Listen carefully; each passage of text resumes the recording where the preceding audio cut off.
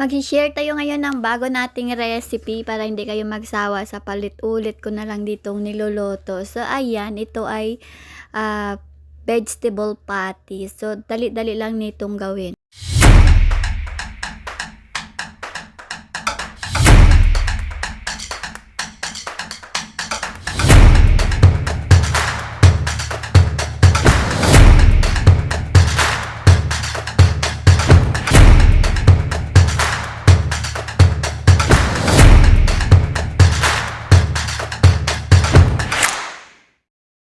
So, ayan, vegetable patty ang tawag ng anak ko dito kasi nga ayan ang kanyang ingredients. So, naghiwa ako ng mga repolyo. May 3 akong itlog, gatas, asin, paminta, tsaka harina. Mayroon ako sibuyas.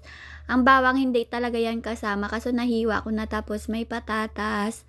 Tapos mayroon akong cheese. Tapos may ilalagay pa ako dyan mamaya na cornstarch. So, yung unang gawin ko, 'di ba nahugasan ko na itong ating repolyo. So, ihalo ko dito sa isang mangkok yung repolyo at tsaka patatas at tsaka sibuyas. Yan, paghahaluin ko yan sila sa isang mangkok kasama ng cheese. Tapos lalagyan ko din sila ng tawag nun ng paminta at tsaka asin. Pero syempre, uunahin ko muna tong ating ingredients dito sa kabila nating mangkok. Medyo masikip yung ating kusina kaya ayan. So dito sa isang mangkok naglagay ako ng isang basong gatas, hindi ko na sinukat. Tapos 3 pirasong itlog kasi kaunti lang to, dapat 4 na itlog yan pero ginawa ko ng 3. So, ayan, depende sa inyo kung dagdagan nyo ng itlog. Pero sa akin, 3 piraso lang yung aking nilagay dyan. So, ayan, binati ko lang yan dyan. Parang pinaghalo-halo ko lang yan. Tapos, naglagay ako ng paminta. Ayan siya, diba? Nailagay ko na sa itlog at gatas yan. Tapos, ito naman sa kabilang mangkok, ang ating gatay-gatay na repolyo. Sabi ko sa inyo, yung gatay-gatay na repolyo, kung nakita niya ako, nakakamay lang ako dyan kasi nga syempre naghugas naman ako kaya malinis yung aking kamay. So, ayan naman sa isang mangkok nilagay ko yung repolyo tsaka yung aking hiniwa-hiwa rin na patatas.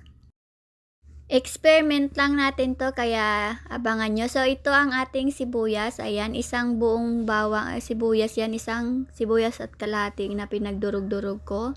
So, ayan, sabi ko sa inyo, dapat wala siyang bawang. Dapat ang ilalagay ko dito ay yung kinchay. Kasi wala akong kinchay at saka nahiwa ko na rin tong bawang. Kaya ayaw ko naman masira. Kaya ayan, nilagay ko sila sa isang mangkok at pinaghalo-halo ko. So, yung laman ng mangkok natin, inuulit ko ay ang repolyo, patatas, sibuyas, at bawang. So, yan ang kanyang laman dyan. Tapos, hinalo-halo ko lang yan na para tawag nun, para ano lahat ang ingredients dyan sa isang mangkok. Malit ang mangkok ko, dapat malaki to para mahalo ko siya naman haluin mabuti. Yung itlog.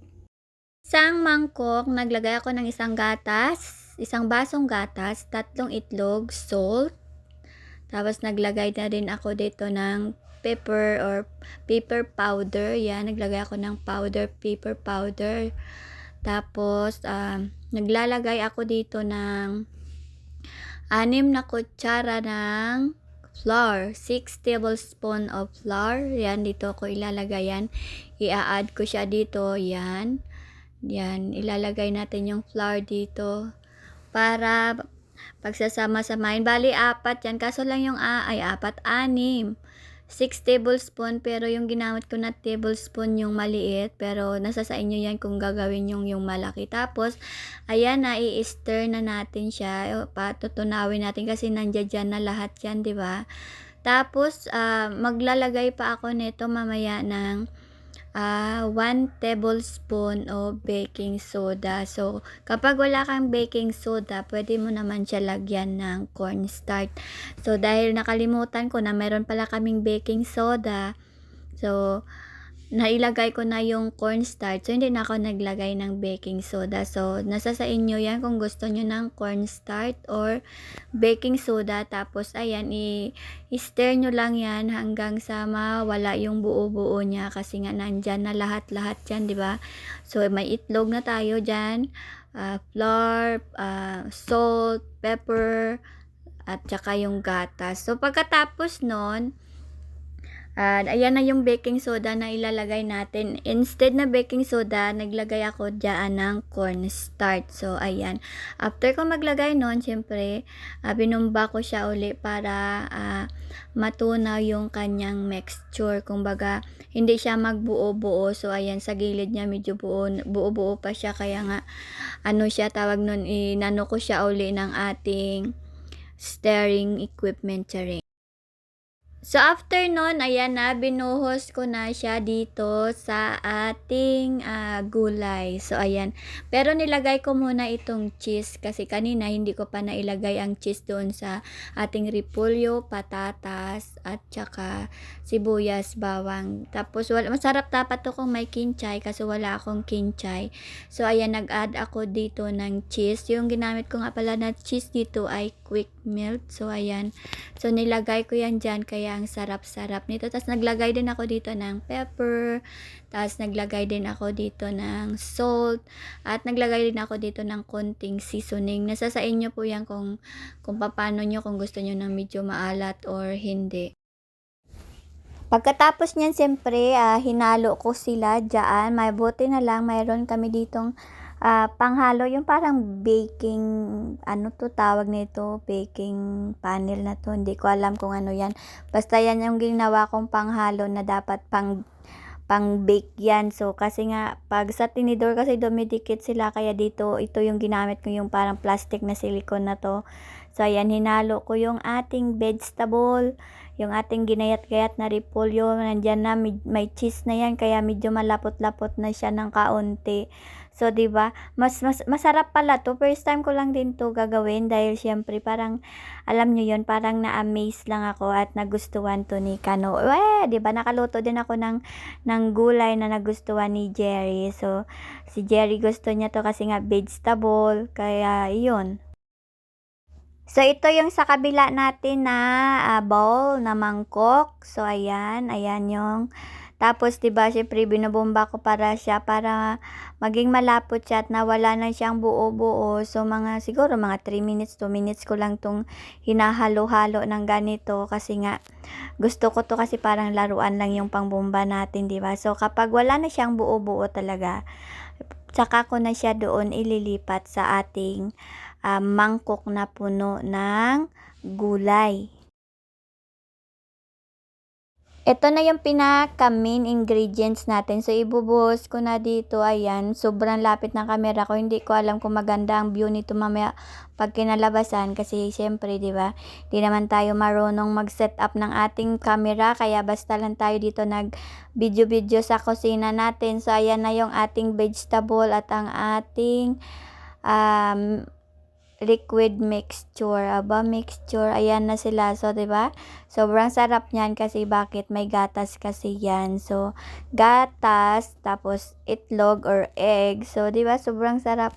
Alam niyo, first time ko lang 'to maluto. Mas maganda pala minsan kapag nako-curious ka tapos gagawin mo siya, yung parang hindi mo pinaplano kasi natutuloy. Alam niyo yung pag pinaplano kong lulutuin yung ganito, hindi ko yan naluluto. Ito, on the spot ko lang tong naisipan. Ayun, 'di ba, natutuloy. Kaya nga minsan mahirap magplano, 'di ba? Minsan pag nagpaplano ka, hindi natutuloy. So, ayan, nagpainit ako dito ng kawali na mantika. Tapos, nag-try ako nito. Ilagay ko yung ating vegetable na to, yung hinalo-halo na natin, 'di ba? Kung sa atin nga to parang fried ukoy, 'di ba? Kung tawag nun, kung may ibang term, kaso lang sabi nga ng anak ko, vegetable patty daw yung ginagawa ko. Kasi nga kung sa mga burger patty, 'di ba? So ito vegetable patty, 'di ba? Ang sarap, ang bango niya, kaya hindi pa nga natatapos yung pagpatak mo pa lang ng niluluto mo, mabango na siya. Ang sarap nito lalo na pag pag kinain mo siya na bagong luto, yung toasted pa siya, tsaka malinamnam siya, na malambot. Kasi nga, mayroon siyang itlog at tsaka gatas, tsaka may cheese. Yun talagang nagpasarap ng kanyang lasa dito. So, madali lang to lutuin. Kaya nga sabi ko sa inyo, minsan mas maganda talaga kapag nag-i-experiment siya. So, ang kanyang ingredients lang dito ay repolyo, patatas, sibuyas, dapat kinchay, gatas, itlog, and then paminta, asin, seasoning. Tapos, ayan na, paghalo-haluin nyo lang yun. Tapos, ayan, ipapartner ko lang siya dito sa aming nor soup na yan. Kasi nga, para to sa aming almusal kasama tanghalian. Kung may matira kasama pa sa hapunan. Ang sarap din ito gawing merienda. So, ayan siya, oh. Nagustuhan talaga to ni Jerry. Kaya nagtabi siya ng isa Tupperware. Kasi sabi niya nga, ang bango daw ng niluluto ko. Diba? First time. Basta vegetable talaga. Gustong-gusto talaga yan ni Jerry. So, ito na yung ating finished product. Thank you!